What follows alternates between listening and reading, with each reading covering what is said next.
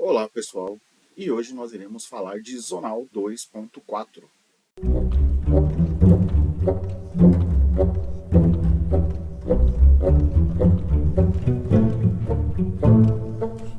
E estamos de volta com o Zonal 2.4, agora a oitava rodada.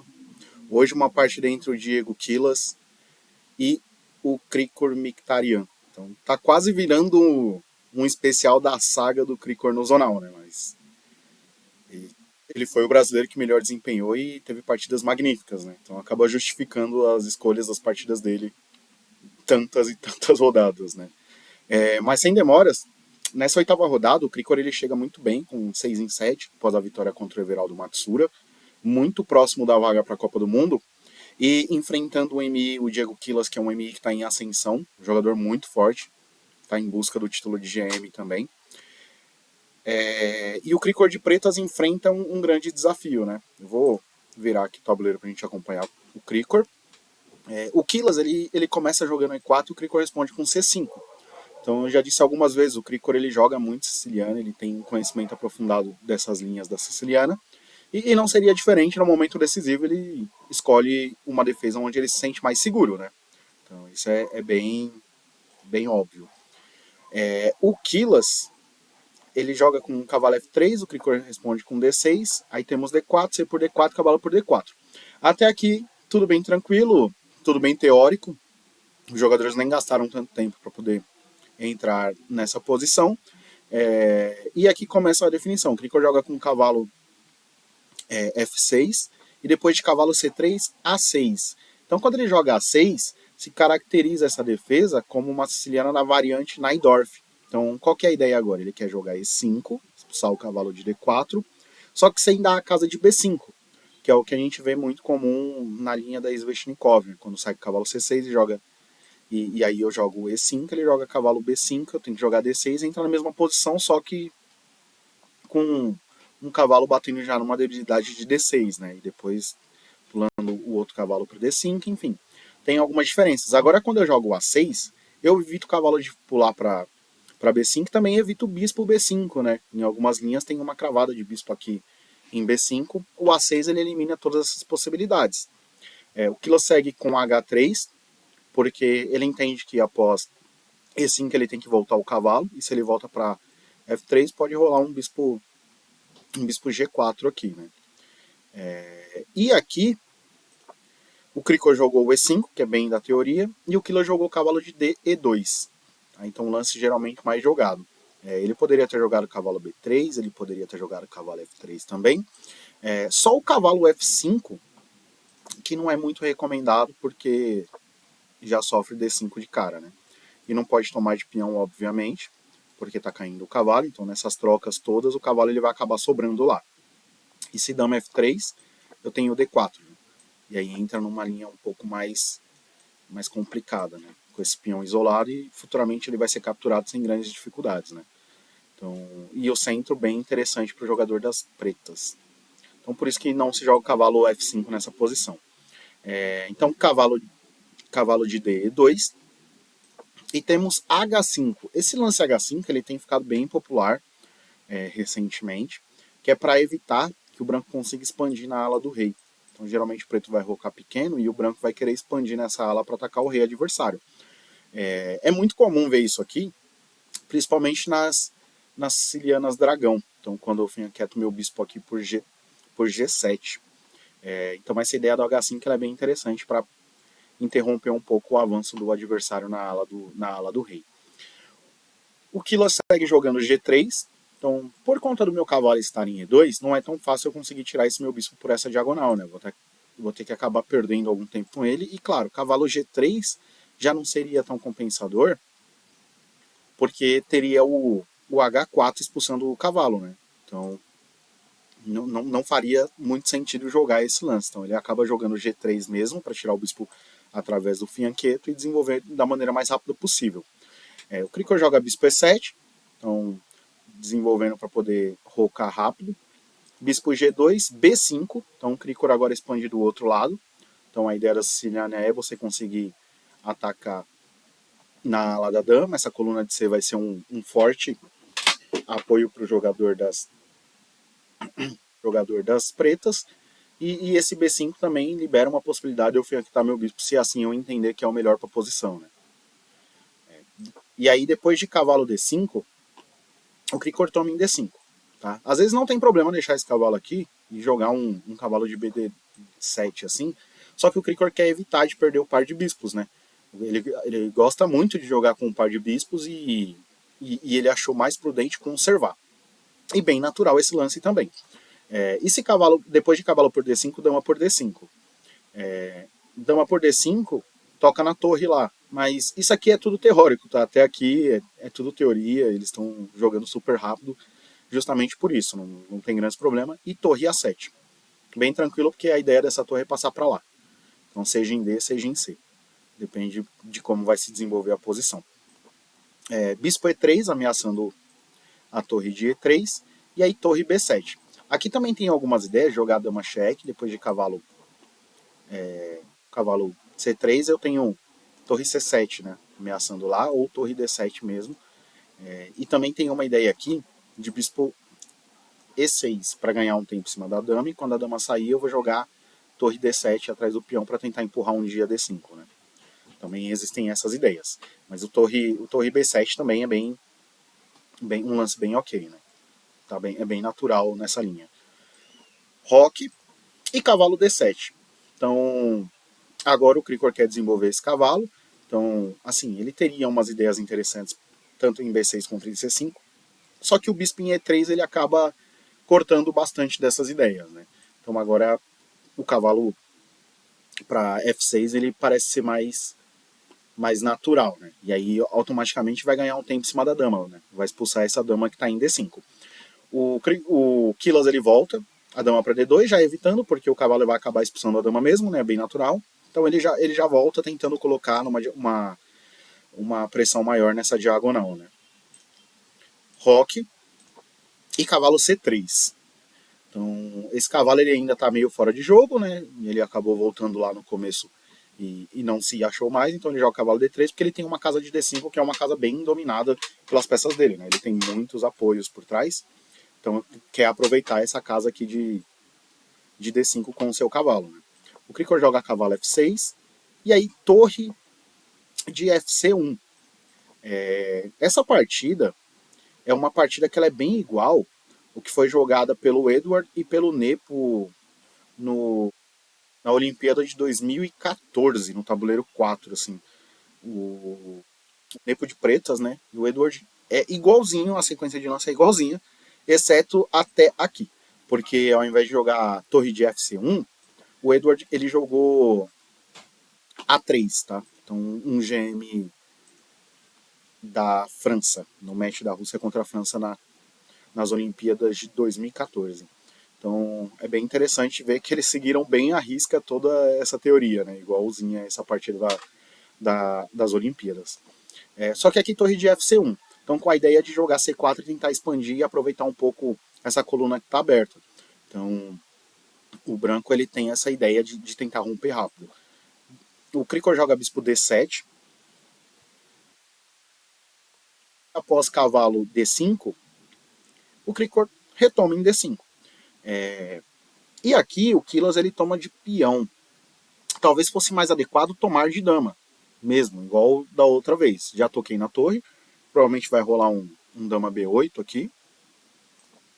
E aí H4, e depois de bispo D7, dama D2, bispo E6, B3 e bispo B6, e após as trocas, bispo F3 e G6, a gente tem uma partida um pouco mais igual, né? Então o preto quer jogar D5 para se livrar desse peão atrasado, e o branco vai querer jogar C4 para tentar ganhar essa coluna de alguma maneira, né? C4 ou A4. Vai depender muito dos lances do adversário. Só que aqui ele tomou de peão. E por que era melhor tomar de dama? Porque quando ele toma de peão, o Krikor joga F5. Então ele ganha todo o espaço necessário aqui na ala do rei, né? E esses peões eles vão começar a avançar. O Kila joga C4, então não pode perder tempo, que é conseguir expandir rápido. O Krikor joga B por C4, e depois de torre por C4, qual que é o problema? Ok, eu consegui uma coluna, eu vou dobrar aqui de uma maneira bem rápida, até triplicar. Só que o problema é que você deixa um ataque muito forte nessa coluna, né? E aí o Cricor aproveita para tentar destabilizar um pouco o outro lado jogando H4. Então ele cria um primeiro contato aqui no peãozinho do roque. O Kila joga a torre de A C1, dobrando na coluna. Dama E8. Então qual que é a ideia? Passar a dama para o outro lado, né? Então vou tentar juntar minha dama pro ataque. Tá vindo F4, tá vindo E4, os bispos eles estão bem apontados.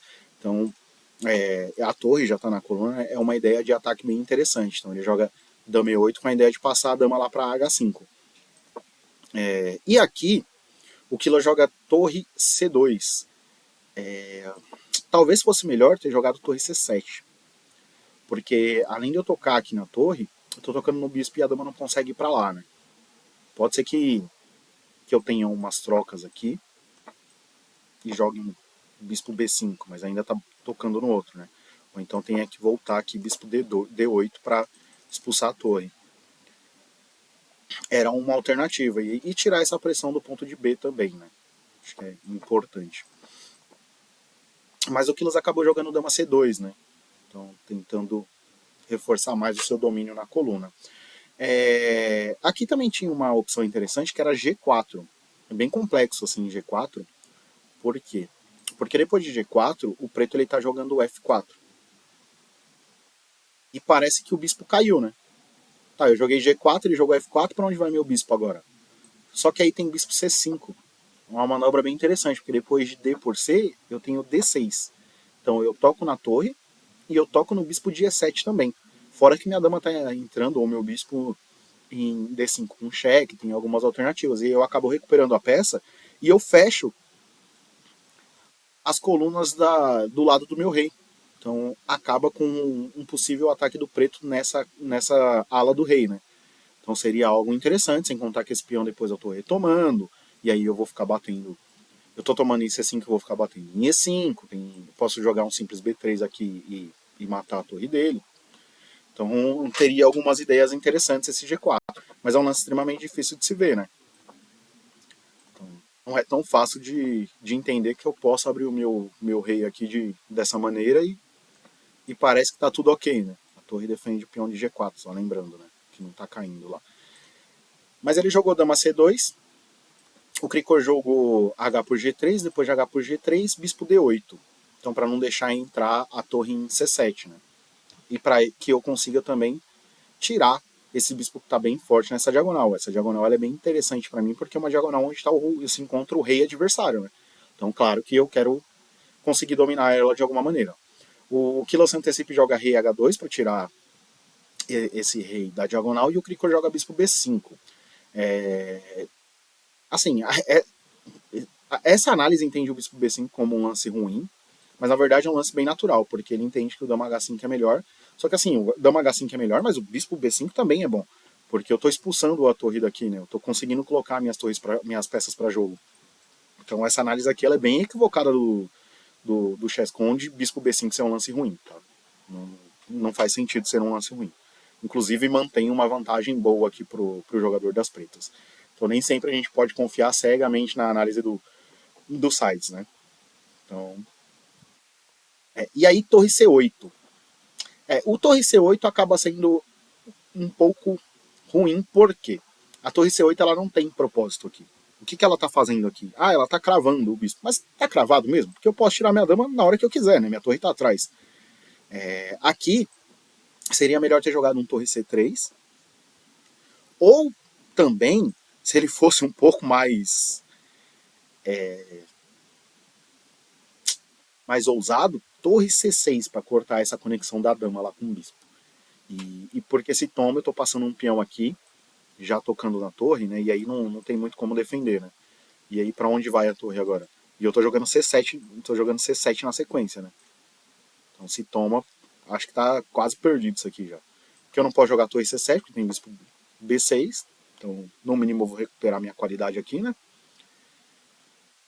Então já ficaria uma posição bem interessante. Os dois bispos ficariam bem fortes nessa posição.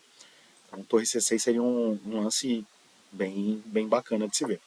Mas enfim, ele jogou torre C8 e o Cricor jogou F4. Então vai começar a tentar abrir a ala do rei e passar suas peças para atacar, né? Quilos obviamente não tomou, jogou bispo F2, que não faz, porque se eu tomar ele retoma de peão e meu bispo continua tendo que sair, né?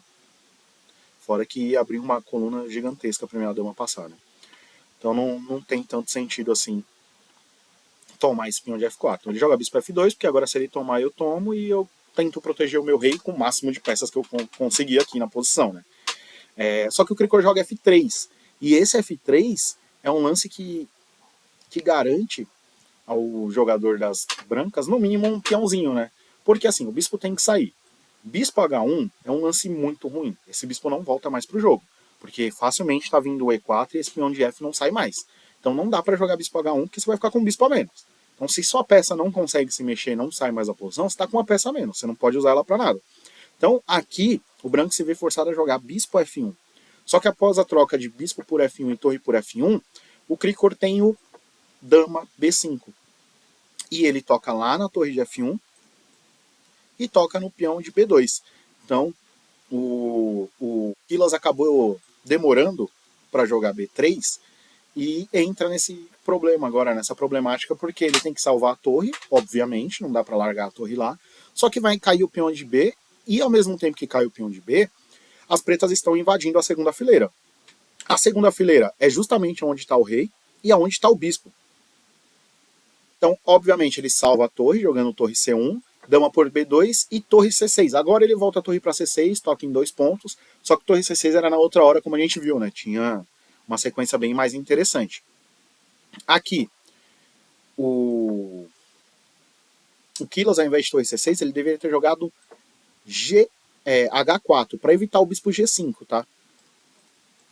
E assim, quando ele joga a torre C6, além de tudo, ele deixa meu bispo livre para sair, né? E aí quando ele joga a torre C6, o Krikor joga bispo G5 e o Quilas abandona. Tá? Ele abandona porque não tem como segurar a posição. Ele pode até pensar, tudo bem, eu tomo a dama, depois de torre por B2 eu jogo a minha torre de 1 para C2 e tá ok, né? Só que aí depois das trocas, como que eu paro esse avanço do peão depois de E4? Porque agora tá vindo o E3. Então a partida está totalmente perdida, né? O bispo vai acabar ajudando e auxiliando no avanço dos peões, então não tem muito o que se fazer. E qual outra alternativa ele teria? Vou tirar a minha torre? Vou tirar essa torre para onde? Primeiro, em primeiro lugar, para onde eu vou tirar essa torre? Então, eu vou jogar torre F1. Só que se eu jogar a torre F1, de novo, eu tenho aqui, eu troco e jogo E4. E aí continua, entra na mesma posição. Então as peças do branco vão acabar ficando passivas, essa torre ela vai passear. E assim, eu não consigo tirar nem essa torre daqui porque tá rolando um torre B2, né? E agora tá cravado, tô jogando E3 ganhando o bispo. Então, entraria numa posição muito crítica, né? O bispo G5 ele elimina qualquer chance de contra-ataque que o branco venha a ter. Então o Krikor, na oitava rodada, ele tem essa excelente partida contra o Diego Quilos, um jogador muito fortíssimo. Então um jogador com 2.400 em ascensão. Chega a 7 em 8, então são 6 vitórias e 2 empates, 7 pontos, e a vaga da Copa do Mundo muito perto, assim, muito perto mesmo. O Krikor chegou na última rodada precisando de um empate. Então é excepcional o xadrez que ele apresentou. Talvez não fosse o favorito, né? A gente sabe que era um torneio muito difícil. Ele era um dos favoritos para ficar com a vaga, mas não o favorito do torneio, na minha opinião. O favorito do torneio, eu acho que era o Fear, né? Mas o Krikor foi lá e mostrou que estava bem preparado e partidas muito bonitas, uma encaixada atrás da outra, né? Então, após essa oitava rodada, o Krikor com um pé na Copa do Mundo, né? Então, por hoje é isso. Espero que tenha sido proveitosa essa análise e até a próxima.